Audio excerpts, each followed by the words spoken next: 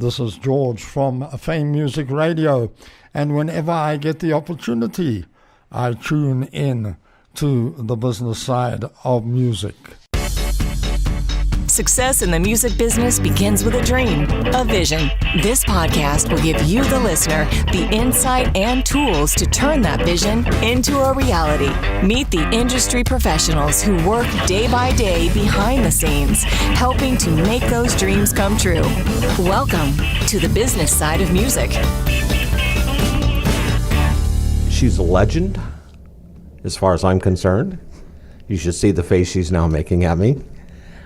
She's a publicist and consultant with Laughing Penguin Publicity, I guess it is. Laughing Penguin Publicity and Consulting. Thank you for the show, Claire. Yeah, I don't know about the legend part, but I've been fortunate to work with a few. I will say that. Well, you've been around probably not quite as long as me because you're much younger. But thank you for that. You've been in the business a while. You've seen some things. I have. I actually started out in the movie industry years and years ago. So when people talk about working in the evil empire of the music industry, I'm like, honey, you don't know nothing. Was this in Los Angeles? It was. Yeah. I worked for Columbia Pictures, worked on the Burbank lot, almost got hit by a car driven by Richard Dreyfuss one day. That was fun. Oh, well, he's been known to hit people. I should have let him. That would have been a great check. There you go. Absolutely. Never have to work another day in your life. That's it. So what brought you back to Nashville? I actually transferred at the time with Columbia Pictures. They had an office in their marketing division out of Atlanta. And I was doing the singer-songwriter thing myself at the time. So when the offer came to move to the Atlanta office, I said, well, I'll go, but I want to work out of Nashville. So that's what I did and continued with Columbia Pictures in a marketing capacity for about a year, I think. Yeah.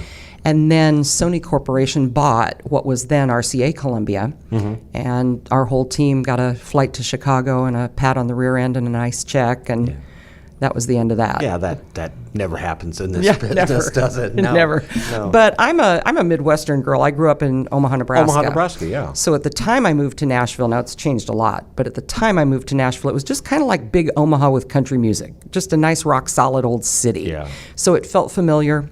I liked the music scene here. By that time I felt dug in, so I stayed, and the rest is history. What year was that? It was It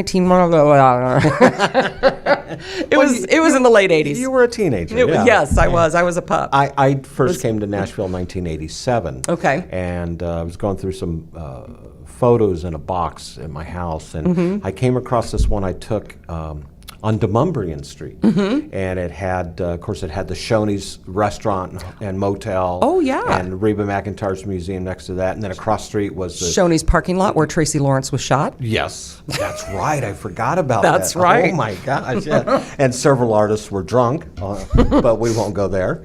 But then across the street was George Jones Museum, Hank Williams Jr., and Alabama's museum. And it was this Randy Travis had his place. That's right. So there's this real kitschy, kind of a cool, truly country music. Now you drive down to Demumbrian and you don't even recognize it. Oh, exactly. It's all condos and high-rises. Do you know what I miss the most? What's that? Because I loved it, and when I first came to Nashville, it was like, I have arrived.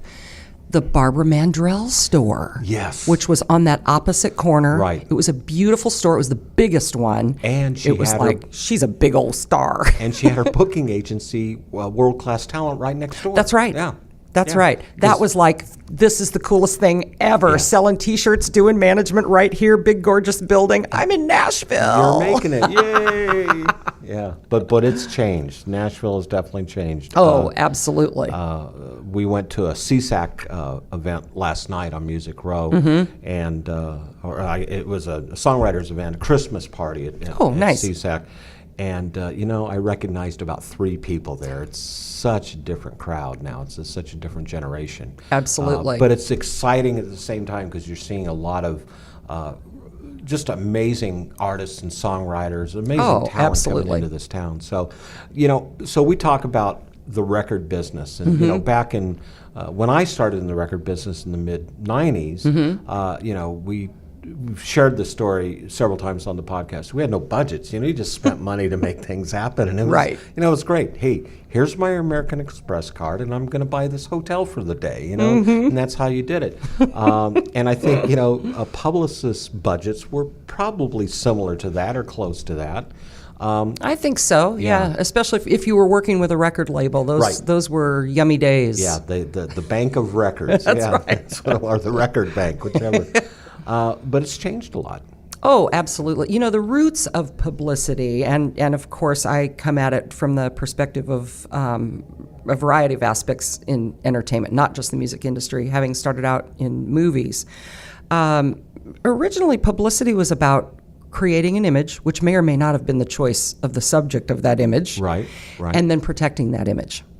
And that goes, you can go back to Rock Hudson, when I was thinking exactly of Rock Hudson. Let's pair him up with lovely young starlets and, walk him on the red carpet. So nobody knows the real story. That's it, exactly. A lot of that kind of stuff. Making nice people look mean, making mean people look nice, making unmarried people look married, whatever the story was at the time. Frankly, making married people look unmarried probably happened more often. Don't let them know that you're in a relationship. Bada bing, bada boom. Yeah, exactly. So I think at its core, a lot of processes have changed. Obviously, the internet changed everything. But I think at its core, the biggest difference is everything now is not about protecting an image. It's about access. The public expects to know who you are, and you can go very deep and narrow in relationships as an artist with your fans, and those who like you, those who don't. But they're probably going to know who you are for real, because everything is about having access to someone. Well, and it's not so much vertical as it is. It's just horizontal, as much as information you can get. Absolutely. And we see that a lot, especially with the internet now, Facebook and Twitter and Instagram, Snapchat. These artists are expected to keep their fans in the know constantly. Is Absolutely. That something you see? Absolutely. Yeah. And it makes it that much more difficult. One of the things that I talk about with artists early on is their job to be the artist, to focus on being the artist. If you're a songwriter, you need to be writing. If you're a performer, you need to be performing. And the pressure of the social media adds this whole other aspect. It's like a whole other job that they have to do. So if you're already managing all of that, you do need a good team of professionals keeping everything on the rails, talking with the media for you, which is, of course, the core of publicity. Is your publicist is your liaison to the media. And that job, of course, is to make sure that you representing the artist, all the right things are said at the right time, and exactly. nothing is misconstrued or taken out of context, because right. we all know that never happens in the media. My degree is actually in art. So one of the things that I learned drawing and painting is if you're rendering something, you render it from its most interesting perspective.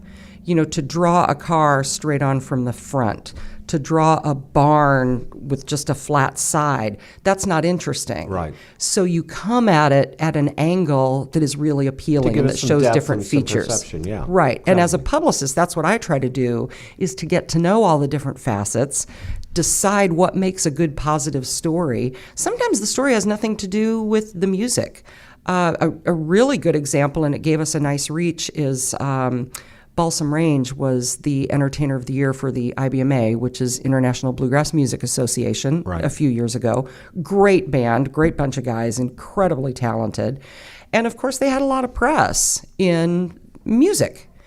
Well, one of their members, who has actually been the male vocalist of the year, Buddy Melton, great guy, had a terrible farm accident, had a head injury, multiple injuries. It took a while coming back. It was really, really scary at the beginning on whether or not we were going to lose Buddy. Mm-hmm. He did survive. He's here, I'm happy to say, still singing. And during his recuperation, he was really frustrated, felt like it wasn't going fast enough. He's a really driven kind of guy. So he went out and bought a mountain bike, much to the chagrin of his doctors and his wife, and he started mountain biking. But that wasn't good enough. He decided he needed to enter a race to really motivate himself.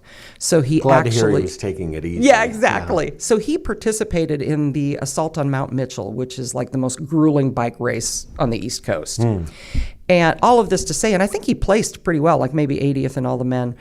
But because of working with that band closely, not just being hired for a one-off, not just being hired to do publicity for an album release, but to do ongoing publicity and be allowed to get to know those individuals, I got to know that story. And because of that story, I was able to pitch to biking magazines and blogs and e-zines. And we got some stories in really what are athletic publications with sidebars on the music. Yeah, you would think as an artist and especially as a publicist, that's not a direction you would normally go with someone like that. Right. Yeah. And there's label publicity and there is artist publicity, and you will often see artists have both. The question sometimes is, well, the label has a publicist, so why do I need you? Well, more and more things are getting independent, but I'll do a throwback. Frankly, I think that David Ball is one of the greatest talents we've ever seen in country music. He's a great writer. He's a dynamic singer. He's a stylist. I think he could have and should have been as big as George Strait, my personal opinion. Right. There was, however, only label publicity. He didn't have a publicist of his own, where I believe, and you can do history if I may be wrong, but I think George Strait always had a publicist on his team. So with label publicity, there's this huge burst of activity surrounding a project. Well, then the label kind of moves on. When an artist has their own publicist, that person should be looking for stories to fill in the musical gaps. What's going on in this artist's life? What benefits or charities might he or she be interested in, or the band that they can support? So you're constantly looking for opportunities to tell their story beyond there's a new single, there's a new album. Right. And we're going to take a break, but when we come back, I want to talk a little bit about the difference between a label publicist and then an artist publicist. You bet. That business has changed a lot. This is Bob Bender. You're here with Claire Ratliff, Laughing Penguin Publicity, and you're listening to this edition of The Business Side of Music. You're listening to The Business Side of Music.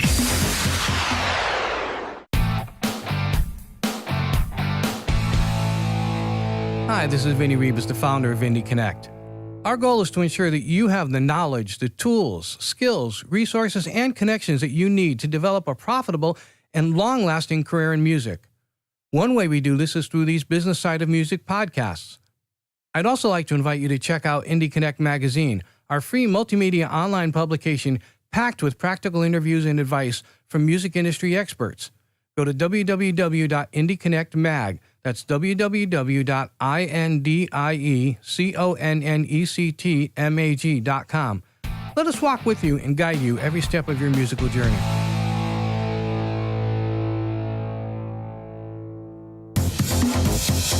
You're listening to The Business Side of Music. You're back. This is Bob Bender. You're listening to this edition of The Business Side of Music. Claire, We've thanks. missed you. Well, thank you. It's good to be back. I love Nashville, and it's good to be in this studio. It's good to be here. Yeah, thanks. Thanks for joining us. So, we both have record label backgrounds, and at our label, we had a publicist who we absolutely loved, and she was great. She did a good job, but she worked for the label. Right. Now, because of that, under that umbrella were all the different, various artists, 5, 10, 15, 20 different artists she was working at the time. And of course, it was contingent on who was, number one that week in either sales or on radio spins. And so sometimes the artists a little farther down in the food chain didn't get quite as much publicity, and there was no ill effect because of her. It's just kind of the marching orders. That's where an independent publicist that represents the artist can really take up a lot of that slack. Absolutely. For a label publicist, at its core, the responsibility is to do what's good for the label, and that's to sell music. That's what they're in the business exactly. of doing. Yeah. Toward that end, if they can do some imaging for an artist, or if an artist catches fire and can be good for the label, well, that's awesome, because that brings more talent to them.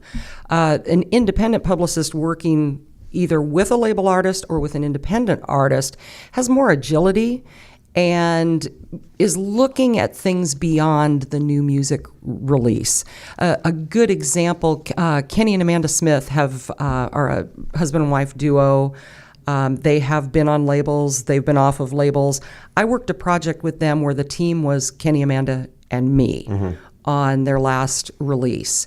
Because we were a small team and we were able to be agile and we were able to put some strategies in place without collaborating with the promotion team, collaborating with a label president, collaborating, blah, blah, blah, all the things on down the line. Long story short, we put some strategies in place. It was just the three of us, and their album debuted at number 7 on Billboard. That was huge. And that's unheard of many times. Right. Yeah. And we talked about this in a previous podcast, where the artist has got to take ownership of their career. And I think, David Ball, I remember David, he broke around the same time some of the artists I was working with at various labels.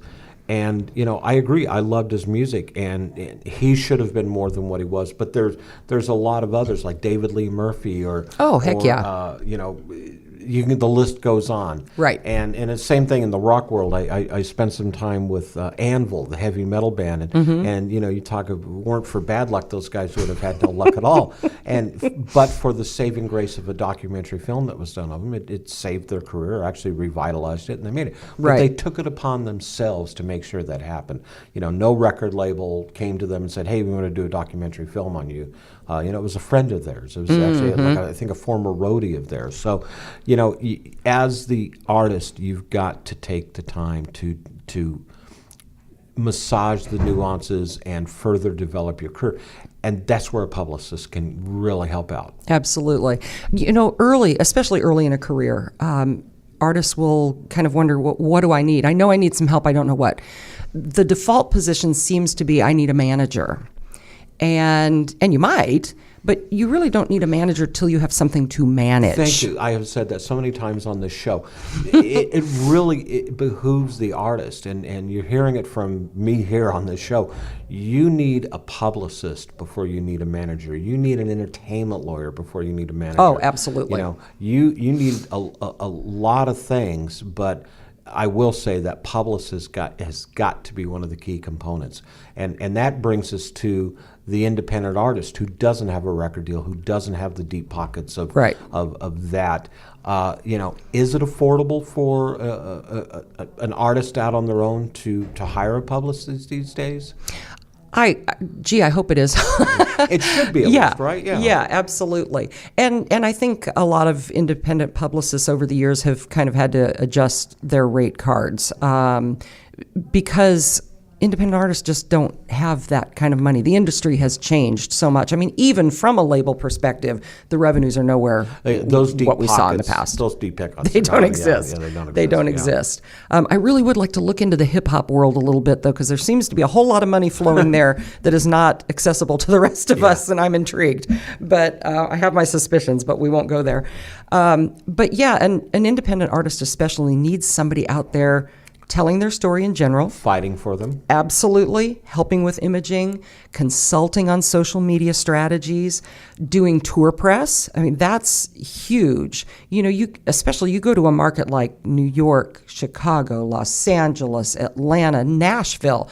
There's something going on every single night. Yeah. So for somebody who's an independent artist putting on a really great show somewhere, they're at the Basement East in Nashville or wherever, to have somebody on the front end making sure that there are calendar items placed, asking the venue if they have a media relationship list that you can tap into.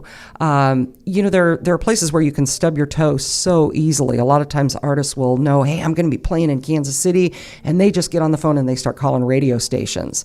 Well, then later on they find out, guess what? That venue that you booked, they have a relationship with a particular radio station. Right. And you just went and did an interview with the wrong one. Yeah. So it's and now really you've got easy to burn bridges. Now you've got a problem that may or may never be fixed. Exactly. And I've run into that with some venues and some radio stations that are connected to each other. And artists have called me and they said, hey, we called so-and-so and we wanted to play there, but they didn't return a phone call, so we went to the club down the street. And then we found out that those two owners or managers don't like each other. Now we can't ever set foot in the other club. That's it. Yeah. That's it. And another thing with prioritizing outreach, and many artists don't know this, and why would they? There are certain media outlets that you cannot get if you've already gone to someone else. When Oprah had her show, if you did one of the morning shows before you did Oprah, she wasn't interested. When she booked an interview, there was a moratorium on doing other media. How far out was that? I think it varied depending upon artists, but I'm aware of situations where 90 days to 6 months, they didn't want you on any other national TV. I know that Chris Bodie and Josh Groban, they would both break new songs or new albums on Oprah's show long before anybody else would. Right. Because they knew that they had not only that built-in audience, but they had that. If Oprah gave it her stamp of approval, you were guaranteed to have a number one. That's it. Yeah. That's it. And that's where the role of the publicist can come in and save your hide. Mm-hmm. Yeah. We're going to take another quick break here to show our appreciation to our sponsors. We'll be right back with Claire Ratliff, Laughing Penguin Publicity, to talk a little more about public relations and consulting. This is Bob Bender, and you're listening to The Business Side of Music. You're listening to The Business Side of Music.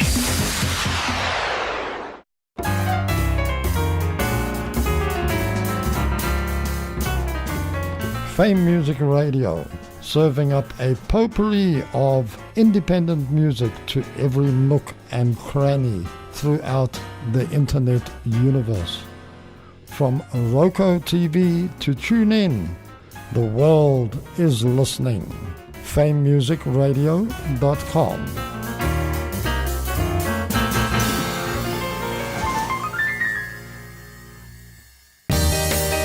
Next up, the Indie Artist Spotlight, brought to you by Reverb Nation.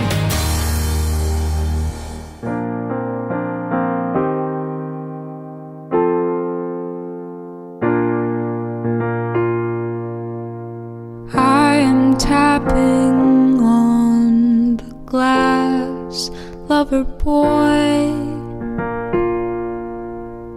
I am holding fast, lover boy. 'Cause I would always be the one to say that you would be the one to walk away and leave me to my vicious, overactive mind. Hi, I'm Shaylee, and I'm a member of Reverb Nation. But there is a I'm an acoustic, contemporary artist, and I write and perform my own music. I've been performing locally since I was about 6 years old, and then at 12 I started traveling with Radio Disney and was fortunate enough to have performed all over the country. More recently, though, I've been performing in and around the Chicago area. You can hear my latest single, The Party, off of my EP, We All Need to Go Places, which is available to stream on Bandcamp, SoundCloud, and Spotify. The silhouette of your cigarette makes you feel blue, but you don't smoke, and I don't know what else to do.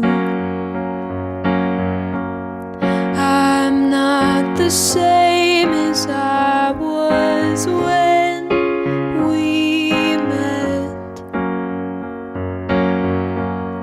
You are what I've already decided to forget. Oh, but don't tell me when you leave that the party is dead. You said please don't go and leave me alone, and I thought I let you down. not my fault, and I don't need to talk to know you were wrong. I'm not the same as I was when we met. Remember all those nights you convinced me you knew best. Oh, I'm not the only one you loved till the sun was red. Oh, but don't tell me when you leave that the party is dead. Oh, I'm not the same as I was when we met. I've since stopped hiding all my secrets under my bed. There are so many things I could tell you all over again. Oh, but don't tell me when you leave that the party is dead. Oh, just because you leave doesn't mean that the party is dead. We All Need to Go Places is a collection of 4 songs and an ode to being somewhere in between. They're stories of times when I felt like the next place I was going wasn't necessarily the one for me, and learning to navigate which ones were. You can find out more about me at shaleighh.com. That's SHEALEIGH.com.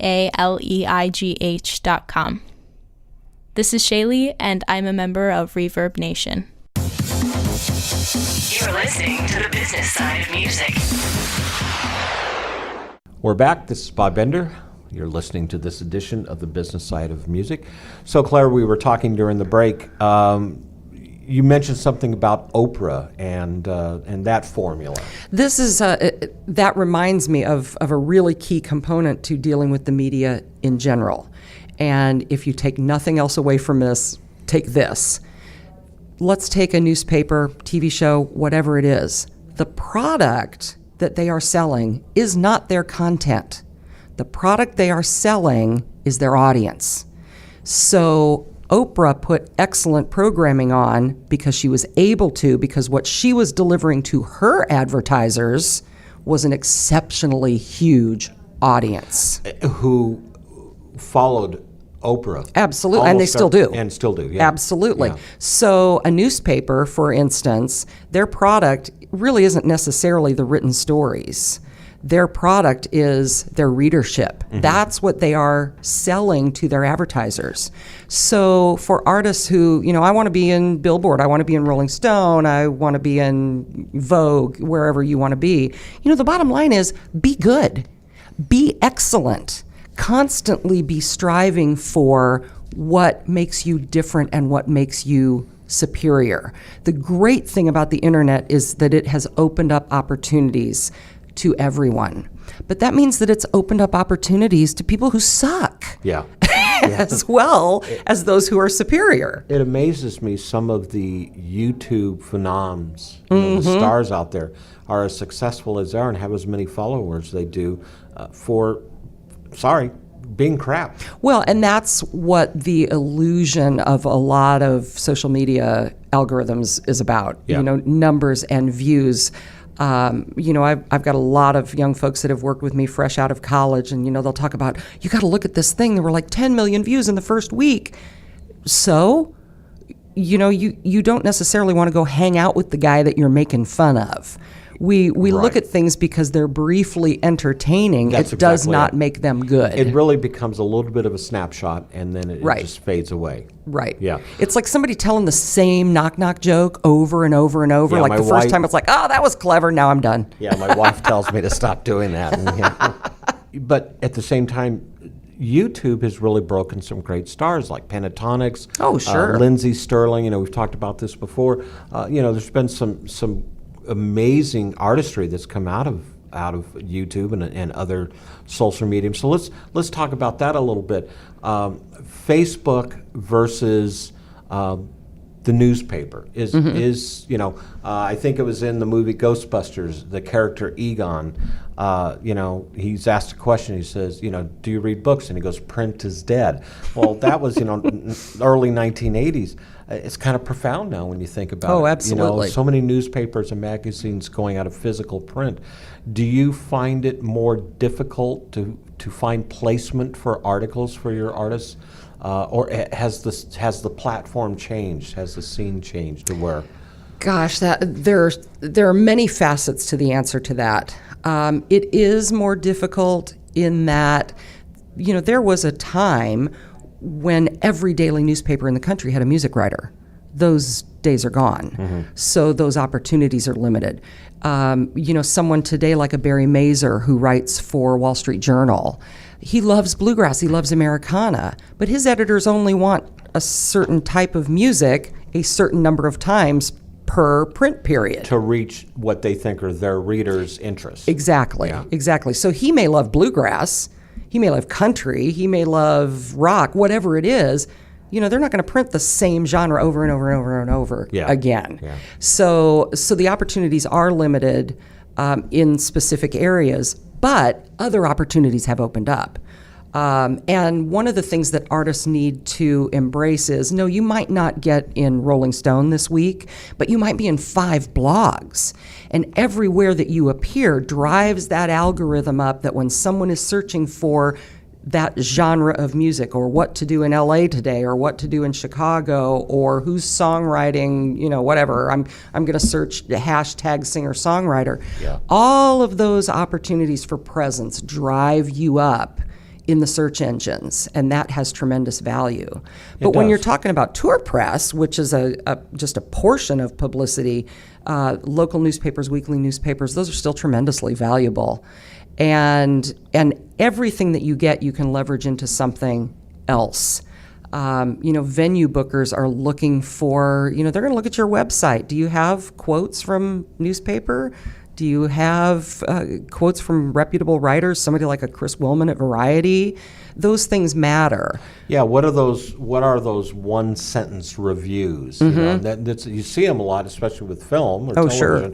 But it is important from a musical perspective. Absolutely. It gives a little more credence to what you're trying to do. Right. This is something I want to touch on a little bit, and I don't mean to surprise you, but the Weinstein effect, mm-hmm. with what has gone on, this whole awakening of the media over the past couple months because of Harvey Weinstein. Right. That has really had to have made the publicist's jobs just, I'm going to say more interesting, but I'm going to assume also more difficult too. You said the media awakening, and that's the ticket, because really it's just the pulling back of the curtain on something that people have known for decades. Right. And I could go on and on about this, and frankly could be a standalone show, and maybe should be. And maybe should be. Yeah, exactly. At its core, we are dealing in the business of people's dreams, and I take that responsibility very heavily. And when you are dealing in the business of people's dreams, that's tremendously personal. So those lines between what is the professional and what is personal get blurred pretty darn easily. Yeah. Right down to, there's an event you must go to. Well, it happens to be a cocktail party at someone's hotel room at 10 p.m. at night.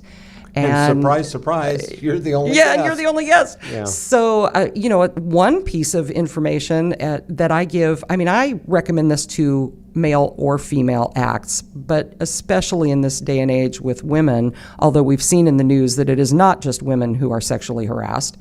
Why would you go to a meeting alone? Don't go to a meeting alone. Well, and especially at 10 o'clock at night. Well, there you go. Yeah. But I don't care if you take your roommate who keeps their mouth shut and you say, this is my collaborator. Don't go to a meeting alone. Have contracts looked at by lawyers. And you need that witness in the room anyway, because absolutely. So much of our industry is a handshake to start. Right. And then when you get down to the brass tacks of it, well, I don't remember saying that. It always helps to have a credible witness. Oh, that's it. Yeah, I agree. That's it. I watched this, and and it's not, of course, not just the music business or film or television. It's politics, but it's, Sure. you're right, it is, the curtain has been pulled, and it's about time, that's the sad part of it. I think, Well, and the thing that we need to accept is we're not going to change human nature. We're not going to change what happens at the hands of power, influence, and money. We're not going to change sex appeal. It is what it is. What we can change is people's acting on their impulses or not. the attitude towards it. Right. Yeah, exactly. So the role of the publicist, is it going to get easier or harder for you? It is always challenging, Yeah. no matter what climate you're operating in. My CPA says that the role of the job of the publicist is incredibly easy as long as you have a good client. Yeah. And that's the truth. There is something to be done for everyone. The bottom line is have a good understanding of what someone is going to do for you, what you want them to do for you, because there are many, many angles that you can look at. Right. You can do solely tour press. You can do imaging. You can do publicity surrounding new music when that happens, or a video when that happens. You can do benefits, charitable things. You can do partnerships with organizations. Lori Morgan had a song back in the day, the wine song. I can't believe I'm going to forget this. Something in Red. Okay. So when Nashville got its first winery at Belmead Plantation, I gave the president, Alton Kelly, a call over there, and I barely got out, hey, I'm working with Lori Morgan, and he's like, I'm in, whatever it is, I'm in. So they did an entire run of this beautiful red Sangiovese wine with Lori on the label, and it's Lori Morgan's Something in Red. There may still be a few bottles available. Which I must say from personal experience, it's an absolutely fabulous wine. There you go. For a Tennessee, I'm a California boy, and for a Tennessee wine, it's pretty darn Absolutely. good, so. But those kinds of relationships and partnerships, there's many, many ways that a publicist can work for you. A small independent artist that's just starting still needs that publicist? Oh, absolutely. Even if it's just to do tour press for your shows, because you're competing with every other show in town that night. Yeah. So to find someone who maybe can get you on morning TV, someone who can get you, make sure that you're in all the calendars, someone who's communicating with the venue and saying, hey, how can we help you make this show a success? Absolutely. Claire, thanks for being on the show. Oh, you bet. Gosh, I feel like we've barely scratched the surface. Well, we're going to have you back, definitely. How does a possible client find you? They can find me on Facebook, Laughing Penguin Publicity. My website is penguinpublicity.com. Let's see here. I'm actually on Instagram, but it's a bizarre play between the personal and the professional. That's just Claire J. Ratliff. But Gotcha. They can see my animals there if they want to go and Good. meet my rescue critters. Yeah, you and my wife. Well, I appreciate you being on the show. Absolutely. If you're interested in learning more about our show, drop us a line at musicpodcast@mail.com. That's musicpodcast@mail.com. If you have any suggestions of persons or topics that involve the music industry you'd like to hear about on our podcast, please feel free to let us know. You can follow us on Facebook on the Business Side of Music podcast page. You can also find us on Twitter at Music Business Podcast. Also, if you're listening to this podcast through iTunes, post a review on what you think of our show. This is Bob Bender, and you've been listening to this edition of The Business Side of Music. The Business Side of Music is the creation of Tom Sabella and Tracy Snow and is produced by Bob Bender for Bob Bender Productions. Co-producer for the show is Vinny Rivas. The Business Side of Music is recorded at Music Dog Studios in Los Angeles, California and Nashville, Tennessee. Production sound designed by Keith Stark. Voiceover and promo by Lisa Fuson.